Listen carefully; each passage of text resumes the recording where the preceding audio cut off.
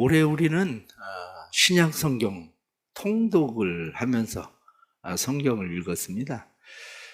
제가 한번 우리 집사님 가게에 갔더니 성경을 전체를 통독을 해서 소리를 내서 성경을 읽기로 작정하고 성경 전체를 통독을 하시더라고요. 제가 깜짝 놀랐어요. 평신도도 성경 통독을 소리 내서 저렇게 전부 다 읽는데, 목사님 내가 성경을 소리 내서 한 번도 읽어본 적이 없다, 그런 생각이 들더라고요. 그래서 그때 마음에 그래, 목사로서 최소한 성경을 그냥 눈으로 아니면 그냥 내가 속으로만 읽는 것이 아니라 소리내서 성경을 한번 통독을 해봐야 되겠다, 그리고 마음을 먹고 성경을 통독을 하면서 우리 교인들도 최소한 신구약은 다는 아니어도 1년 동안 신약 성경을 소리내서 통독을 하면 좋겠다 생각을 해서 여러분들에게 올 1년 동안 그렇게 한 겁니다. 우리 교회 남자 집사님이 제게 매일 성경을 본인이 혼자 소리내서 읽은 것을 계속 보내요. 계속 매일. 신약만 아니라 구약 하루에 막 어떤 땐 5장. 그런데 제가 5장을 언제 다 그것만 듣겠습니까? 왜냐하면 제가 이 신약 성경 통독하면서 어느 때는 성경을 10번도 듣는 때가 있거든요. 이 말씀이 전체 한 장을 제대로 잘 이해가 잘 안 가면 어느 때는 진짜 10번도 듣고, 제가 막 어느 때는 10몇 번도 보고 성경을 그렇게 성경을 읽고 보고 듣고 소리내서 읽는데, 그래서 여러분들이 올 한 해 어떻게 성경을 읽으셨는지 모르겠습니다. 성경을 어떻게 읽으셨는지 모르지만 성경 그렇게 읽은 거 매일 나한테, 제가 중요한 게 뭐냐면 읽고 나한테 글을 보내잖아요. 제가 계속 답장을 보내야 되네. 수고했다, 잘했다, 열심히 해라. 그런데 답장 안 하면 문제는 시험 들잖아. 시험 들려면 보내지 말고 그냥 목사님 열심히 하고 있습니다. 왜냐, 사람이 그렇거든요. 신앙이 어릴 때는 어떤 목표를 가지고 누구인가, 아이들이 숙제하잖아요. 숙제하면 다 끝나면, 고등학교 되고 중학교 된 사람이 숙제 끝났다고 엄마한테 숙제 다 했다고 엄마한테 보여주러 오는 사람이 어디 있어? 초등학교 때 숙제 다 하면 엄마 숙제 다 했어, 그리고 엄마한테 보여주러 오는 거지.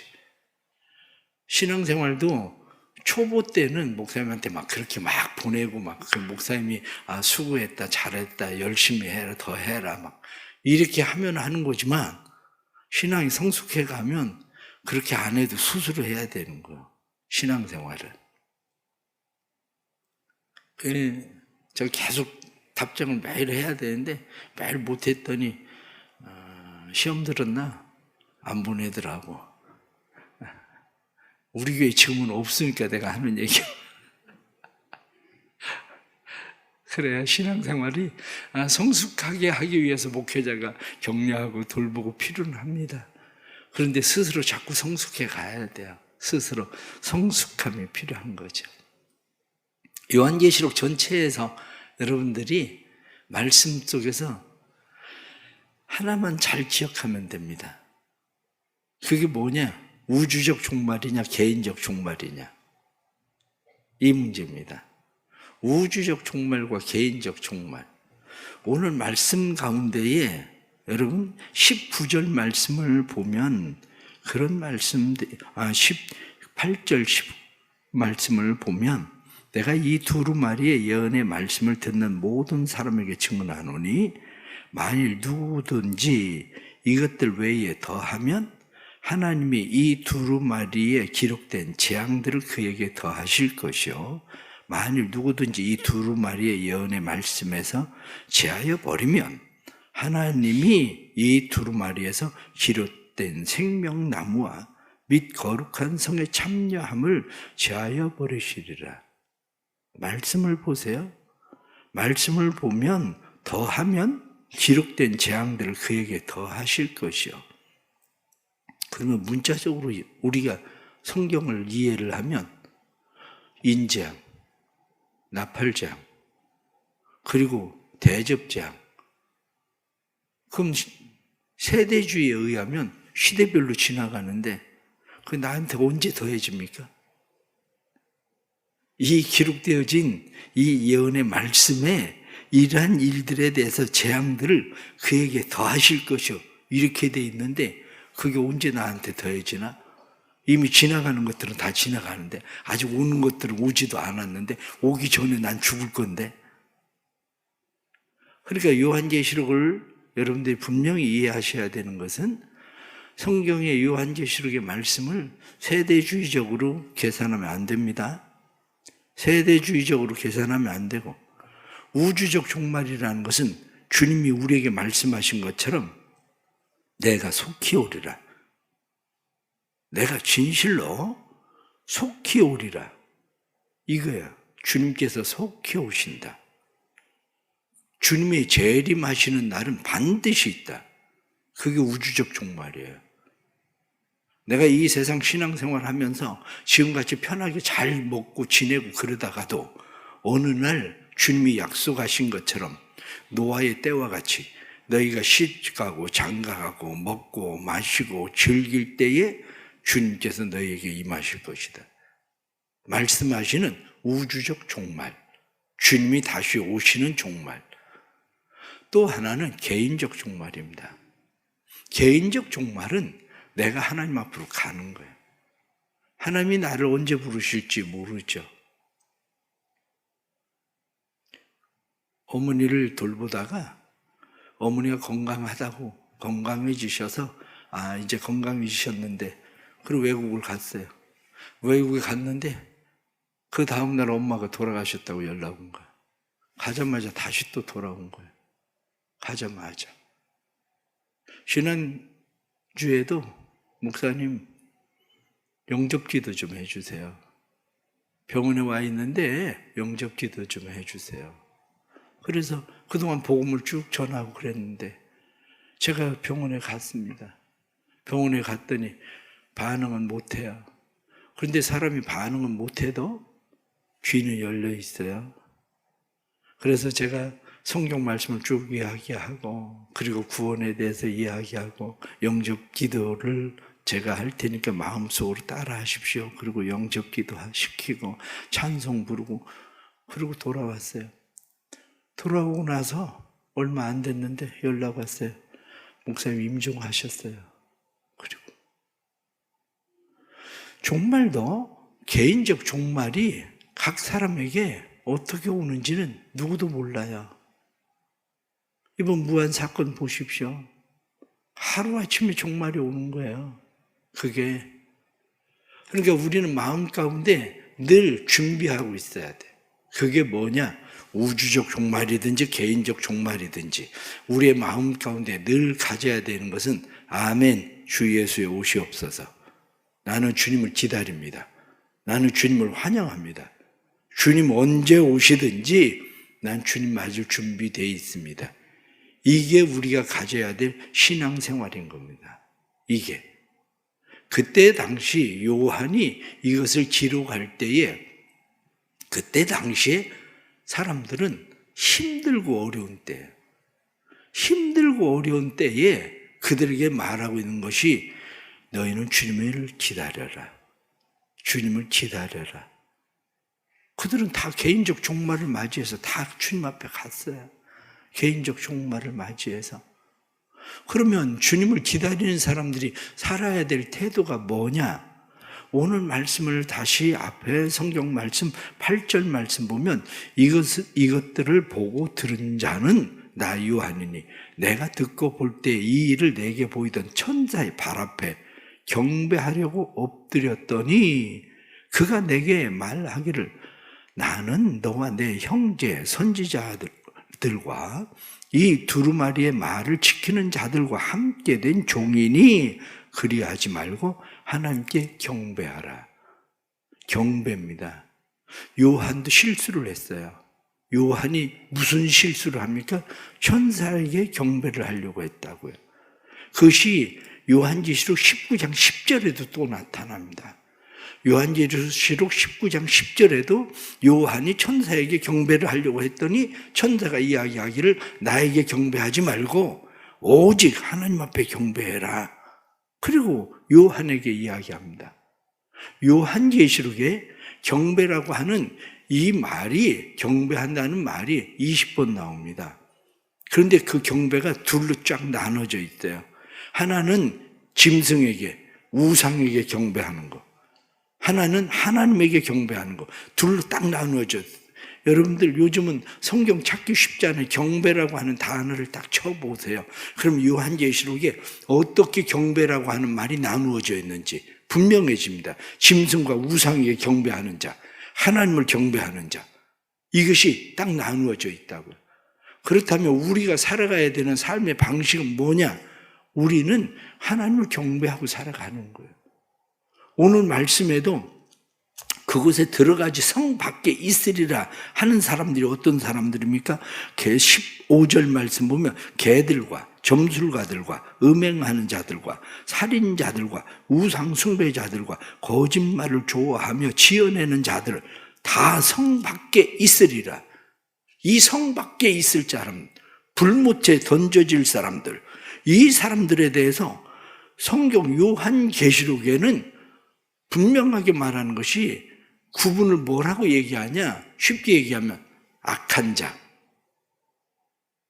악을 행하는 악한 자. 앞에서 그래서 너희가 행한 대로 내가 갚아줄 거다 이렇게 말씀하는 대로 악한 자.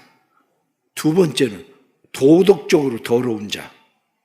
오늘 본문에 나타나는 이런 말씀들이 다 뭐냐? 도덕적으로 더러운 자들이거든요. 도덕적으로 더러운 자. 세 번째는 우상숭배자. 짐승에게, 우상에게 숭배하는 그런 사람들 들어가지 못한다. 마지막 하나는 부정한 자, 거룩함을 입지 못한 자. 그것을 다른 말로 얘기하면 예수 그리스도의 피로 씻겨진 세마포 옷을 입지 못하는 자, 그들은 다 불못에 들어가게 될 거다. 이렇게 말하는 거라고요. 그러니까 도덕적으로 더러우면 안 돼. 악을 행하면 안 됩니다.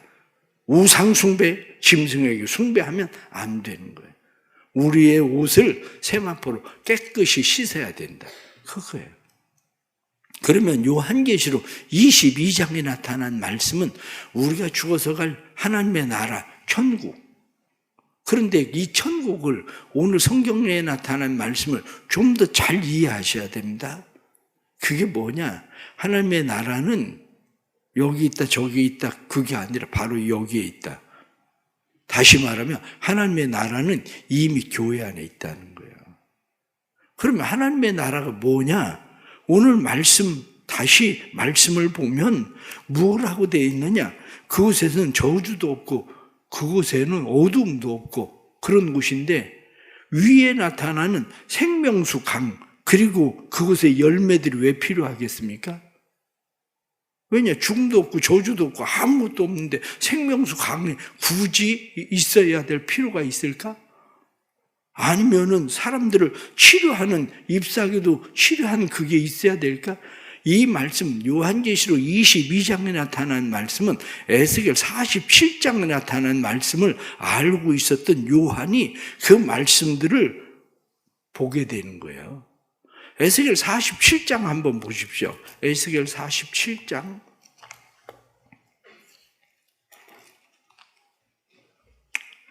에스겔 47장 1절 말씀. 자, 에스겔 1227쪽 에스겔 47장 1절. 화면으로 띄울 수도 있는데 화면으로 띄우는 것보다 여러분들이 성경을 보고 거기다 줄을 쳐놔야 돼. 에스겔 47장 1절 다 같이 시작.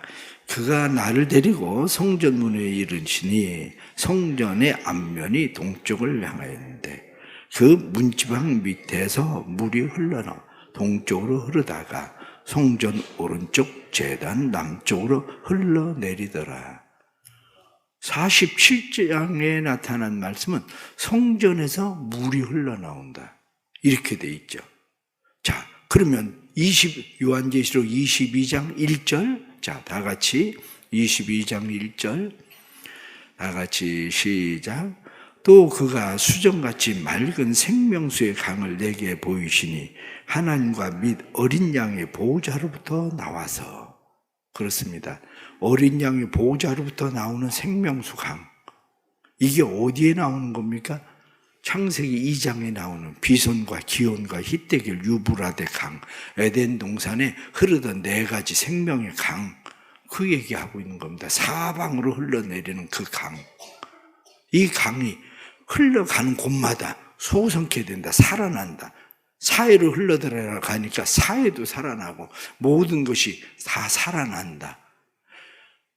교회는 하나님의 생명의 강이 흐르는 곳입니다. 하나님에게로부터, 제단으로부터 말씀이 흐르면 말씀을 통해서 살아난다는 겁니다.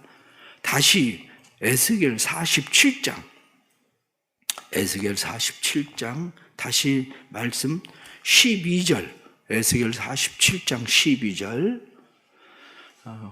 아까 확 덮은 사람은 또 다시 찾느라고 어렵죠? 그래도 어디쯤 있는지 아시니까. 자, 47장 12절 다 같이 시작. 강 좌우가에는 각종 먹을 과실, 그 입이 시들지 아니하며 열매가 끊이지 아니하고 달마다 새 열매를 맺으리니 그 물이 성소를 통하여 나옵니다. 그 열매는 먹을 만하고 그 잎사귀는 약재료가 되리라. 아멘. 요한계시록 22장 2절. 요한계시록 22장 2절. 자, 다 같이 말씀 시작. 길 가운데로 흐르더라. 강 좌우에 생명나무가 있어 12가지 열매를 맺되 달마다 그 열매를 맺고 그 나무 잎사귀들은 만국을 치료하기 위하여 있더라. 아멘. 그렇습니다. 오늘 말씀에 달마다라는 표현이 있잖아요. 그러나 천국에 대해서 이야기할 때 무엇라고 이야기합니까? 해도 필요 없고 달도 필요 없고 오직 빛 대신 예수 그리스도. 그것을 창세기 1장에서 해, 달, 별들이 만들어지지 않았는데 빛이 있으라. 그러니 빛이 있었다. 이게 다 연결되는 말씀들이에요.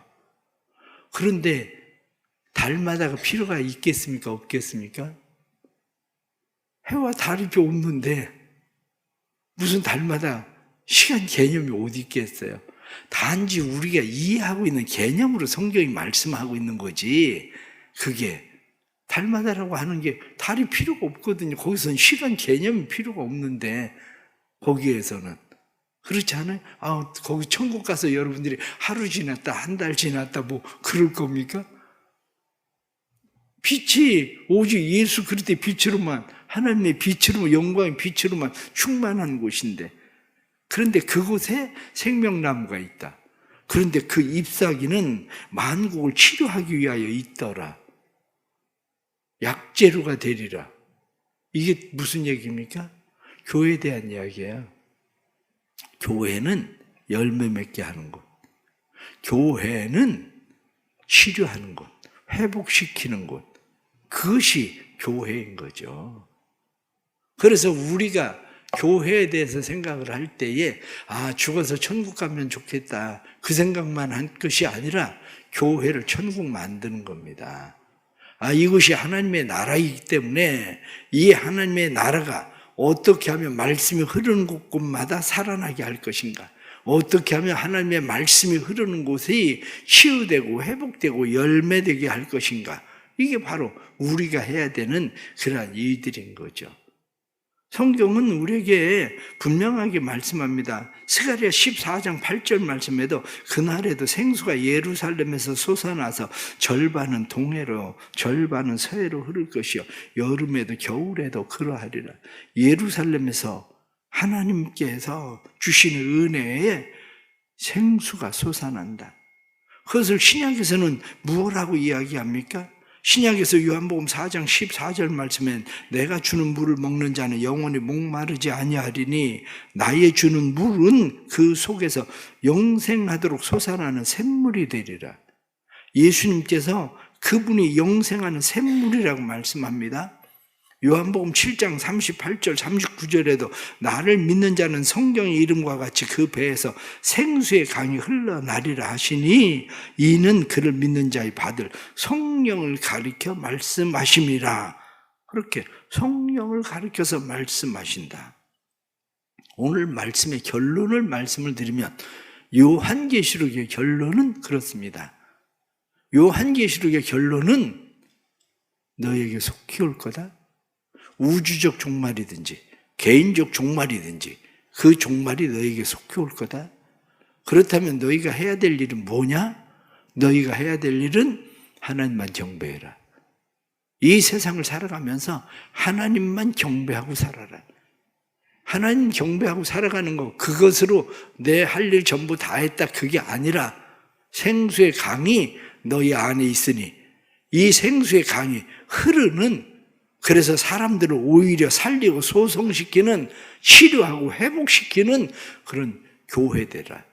그 얘기하고 있는 겁니다. 그것이 끝까지 너희가 이 사명을 위해서 이 사명 잘 감당해야 된다, 이렇게 말씀하는 거죠. 우리 하나님께서 우리 사랑하는 성도들에게 그러한 은혜 주시기를 바랍니다. 그래서 이 땅을 살아가는 동안 우리는 늘 아멘 주 예수여 오시옵소서, 그리고 주님을 기다리고 사모하고 하나님을 예배하고 경배하고 뿐만 아니라 우리에게 맡겨주신 사명, 살리는 사명, 생명 주는 사명, 우리가 치료하고 회복하는 사명 끝까지 잘 감당할 수 있는 성도들이 되기를 주의 이름으로 축복합니다. 기도하겠습니다. 하나님 아버지 감사합니다. 우리에게 귀한 은혜 주셔서 우리로 하여금 교회되게 해주시니 감사합니다. 예수님은 교회 머리시고 우리는 교회의 지체들입니다. 주님께서 성전에서 성소에서 흘러나오는 물뿐만 아니라 그 나라에서 흘러나오는 그 물로 모든 것을 살게 하시고 뿐만 아니라 치유하시는 은혜의 열매 있게 하시는 삶을 주시니 교회가 교회된 사명 잘 감당하게 해 주옵소서. 올 한 해도 우리에게 주신 사명 감당해서 교회가 기쁨으로 주의를 감당하게 하시니 감사합니다. 우리 대성교회를 통해서 구원받지 못한 영혼들이 구원받는 놀라운 역사가 일어나게 하시고, 삶이 힘들고 어렵고 고난 가운데 있는 자들이 대성교회에 와서 치유와 회복이 일어나게 하여 주옵소서.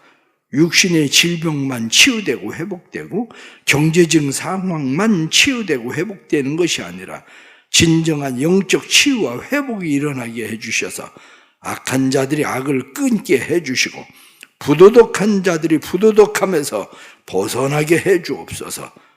하나님이 아닌 다른 것에 경배하는 우상숭배자, 세상을 경배하는 자들이 경배의 대상이 하나님이심을 알고 하나님만 경배할 수 있도록 도와주시고, 예수 그리스도의 보혈의 피로 우리의 옷을 씻고 우리가 예수 그리스도를 맞이할 수 있는 그리스도의 신부로서 세마포 옷을 입은 자들이 되도록 도와주옵소서.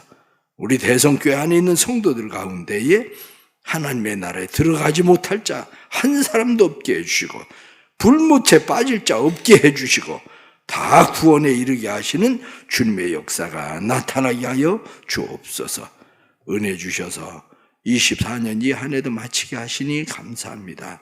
올 한 해 열심히 말씀을 통독한 사람들, 하나님의 말씀이 늘 살아 생명력 있는 능력의 말씀되는 삶의 역사 일어나도록 성령님 도와주옵소서. 한 해를 마치면서 하나님 앞에 감사하며 귀한 예물 드립니다. 신년을 기다리며 예물을 드립니다.